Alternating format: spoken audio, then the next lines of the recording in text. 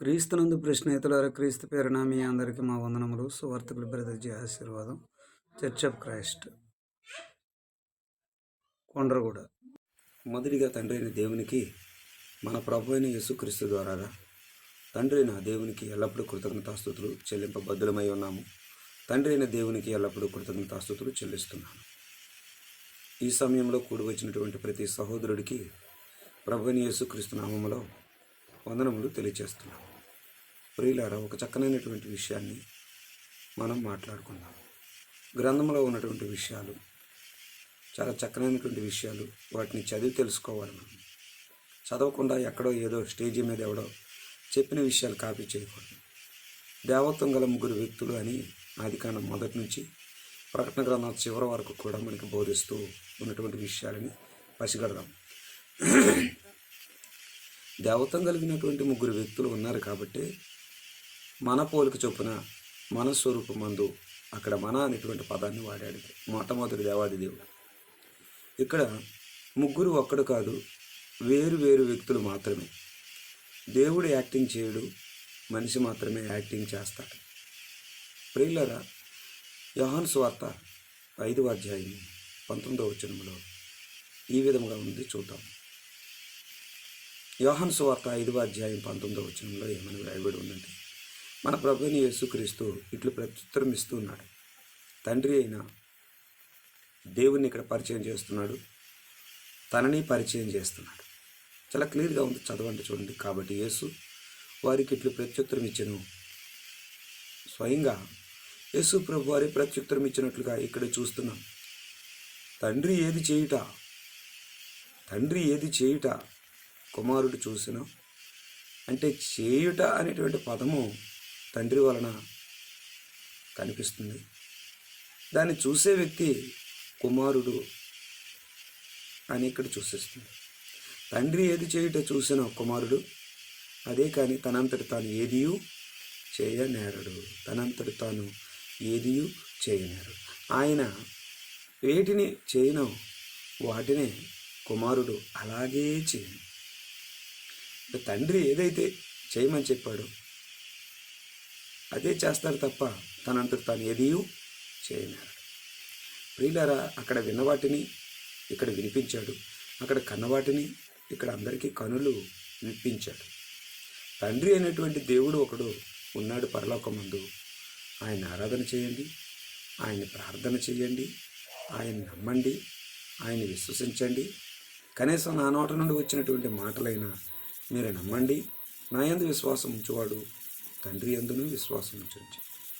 అంటే తండ్రి యందు విశ్వాసం ఉంచును అన్నాడు, నా యందు విశ్వాసం అంటే ఇద్దరు వ్యక్తులు అక్కడ కనిపిస్తున్నారు. తండ్రిని మర్చిన జనులకి తండ్రి ఏదైతే తనను పరిచయం చేయమని చెప్పాడో, ఈ సర్వాధికారం క్రీస్తుకు ఉంది. ఉన్నప్పటికీ కూడా ఏది చెప్పమన్నాడో అదే చెప్పాడు. ఏమండి, ఆయా కాలాల్లో మన పితరులతో మాట్లాడిన దేవుడు ఈ దినముల అంతమందు కుమారుని ద్వారాగా మనతో మాట్లాడిన, అంతేనండి.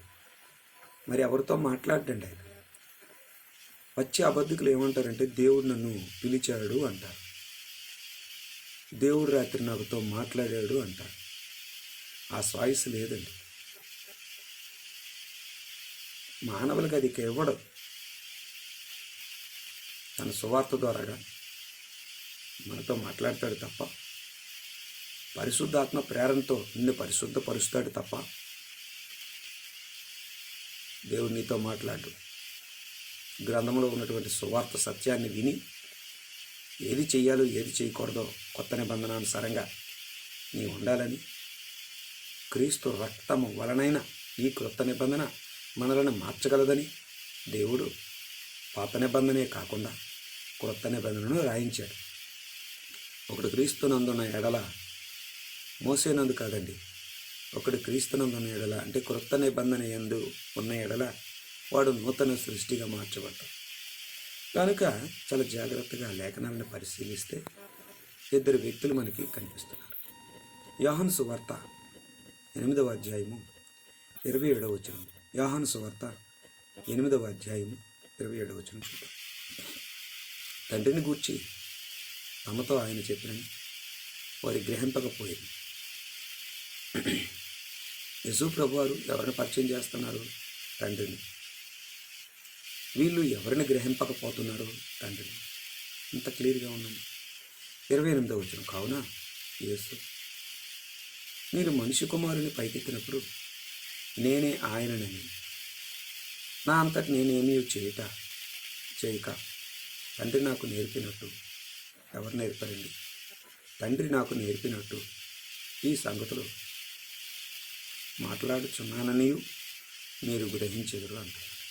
నేనే ఆయననని అనే మాట ఇక్కడ చాలామంది రాంగ్ ఇన్ఫర్మేషన్ తీసుకుంటున్నారు.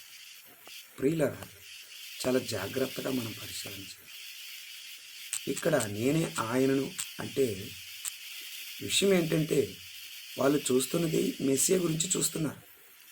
ఆ మెస్సియాను నేనే కానీ తండ్రి నాకు నేర్పినట్టు అంటే తండ్రిని పరిచయం చేస్తున్నాడు ఇక్కడ ఈ మెస్సియా. తండ్రి నాకు నేర్పినట్టు ఈ సంగతులు మాట్లాడుచున్నానని మీరు గ్రహించుదురు అని చెప్పి 29వ వచనంలో ఏం చెప్పారంటే, నన్ను పంపినవాడు అంటే పంపబడినవాడు ఈయన, పంపించినవాడు ఆయన. అంత క్లియర్గా ఉందండి 29వ వచనంలో. నన్ను పంపినవాడు నాకు తోడై ఉన్నాడు, ఆయనకి ఇష్టమైన కార్యం నేను ఎల్లప్పుడూ చేయుదును. అంటే ఆయనకి ఇష్టమైన కార్యం చేయుదునే కానీ నాకు నచ్చిన కార్యం నేను చేయను అని దాని అర్థం అన్నమాట. కనుక చాలా జాగ్రత్తగా మనం పరిశీలన చేయాలి. కనుక ఆయన నన్ను ఒంటరిగా విడిచిపెట్టలేదని చెప్పింది. ఓహో, ఎంత అద్భుతమైనటువంటి విషయాలండి! ఎంత అద్భుతమైనటువంటి విషయాలు! ఈ విషయాలను మనం పసిగట్టాలండి.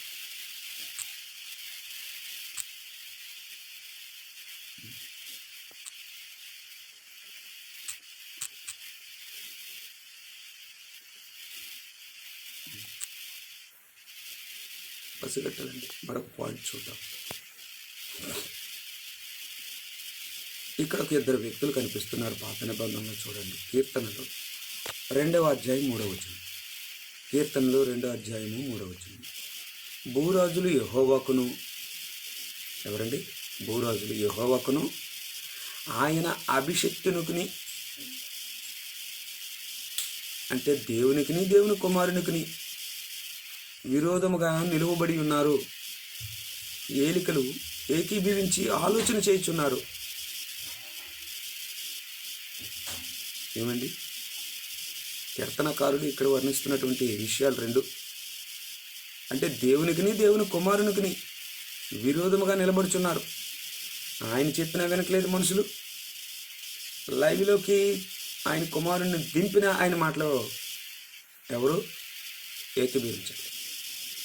వారి మీద ఏలికలు ఏకీభవించి ఆలోచన చేయుచున్నారు.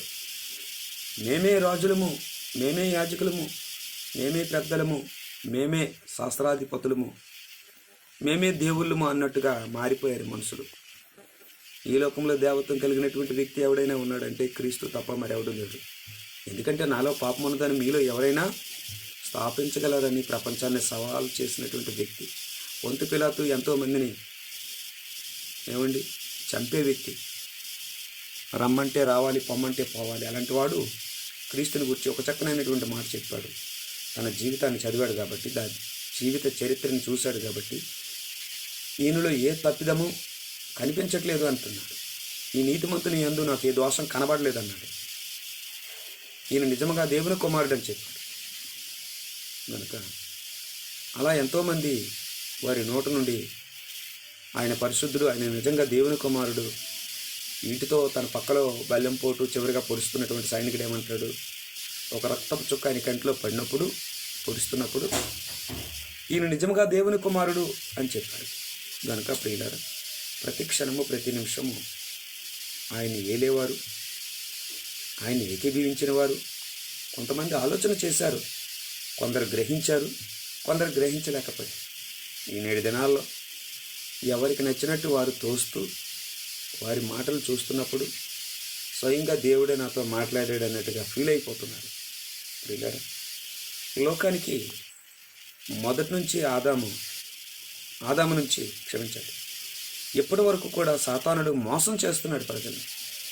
ఎవరిని ఎక్కడ మృంగుదులని వల వేసుకుని తిరుగుతూ దేవుని సామ్రాజ్యాన్ని కూలగొట్టాలని, దేవుని సామ్రాజ్యాన్ని పతనం చేయాలని వాడు ఎప్పటి నుంచో కంకణం కట్టుకొని చేస్తున్నాడు. ప్రియులారా, చాలా జాగ్రత్తగా మనం పసిగట్టాలి. ప్రభువైన యేసుక్రీస్తు నామములో తండ్రి దేవునికి ఎల్లప్పుడూ కృతజ్ఞతాస్తుతులు చెల్లించాలి.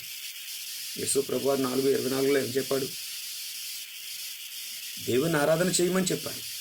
దేవుడు ఆత్మ కనుక ఆయనను ఆరాధించేవారు ఆత్మతోనూ సత్యంతోనూ యథార్థంగా ఆరాధించాలి అని పాత నిబంధనలో చెప్పాడు, క్రొత్త నిబంధనలో కూడా చెప్పాడు.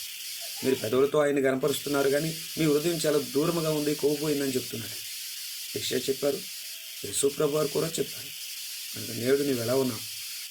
ఖచ్చితంగా ఆయన తెలుసుకొని ఆయన కుమారుని మాటలు విని ఒకే విశ్వాసంతో ఏకాత్మతో క్రీస్తు సంఘమై, క్రీస్తు శరీరమై, క్రీస్తు అవయవాల్లో ఒక అవయవమై క్రీస్తు ద్వారా తండ్రి అయిన దేవునికి ఎల్లప్పుడూ కృతజ్ఞతాస్తుతులు చెల్లించాలని ఈ శని సందేశం. వాళ్ళు ఇద్దరు వ్యక్తులు. ఏమండి, మరొక వ్యక్తి ఎవరంటే పరిశుద్ధాత్ముడు. నేను వెళ్తేనే తప్ప వేరొక ఆదరణకర్త మీ యొద్దకు రాడు అని చెప్పారు ప్రభువైన యేసుక్రీస్తు 16వ అధ్యాయం, 14వ అధ్యాయం, 13వ అధ్యాయంలో యోహాను సువార్తలో. ఏమంటే చాలా మ్యాటర్ ఉంటుందండి 13, 14, 15 అధ్యాయాలు. నేను తండ్రిని వేడుకుందును అన్నాడు. ఎవరిని వేడుకుంటున్నాడు? తండ్రిని. ఆయన వేరొక ఆదరణకర్తని మీ వద్దకు పంపిస్తాడన్నాడు. అంటే వేరొకడు అనేవాడు కూడా ఉన్నాడు. ఈ దైవత్వం కలిగినటువంటి ముగ్గురు వ్యక్తులు కూడా మానవ విమోచన కొరకు ఆది నుంచి అంతం వరకు పనిచేస్తారు. ఇది వరకు నా తండ్రి పనిచేశాడు, నేను ఇప్పుడు పనిచేశాను, ఇంకా రాబోవాడు ఒకడు ఉన్నాడు పరిశుద్ధాత్ముడు, ఆయన వస్తాడు, నేను వెళ్తేనే తప్ప అని చెప్పాడు. ఇంత క్లారిటీగా వచనాలు ఉన్నప్పటికీ కూడా ముగ్గురు ఒక్కడనేవాడు ఒకడు. ఏమండి, లేదు ముగ్గురు త్రియేక దేవుడు అనేవాడు ఒకడు. అది ఎలాగండి? వేరు వేరు వ్యక్తులు అని.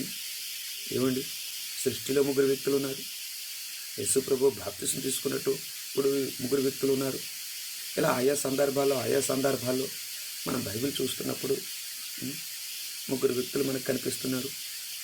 ఆ ముగ్గురు వ్యక్తుల్లాగా నీవు కూడా ఒక వ్యక్తిగా అవ్వాలన్నదే దేవుని కోరిక. అందుకనే దైవములు అన్నారు. దైవములు అని కీర్తనకారుడు రాశాడు 110వ కీర్తన 1వ వచనం.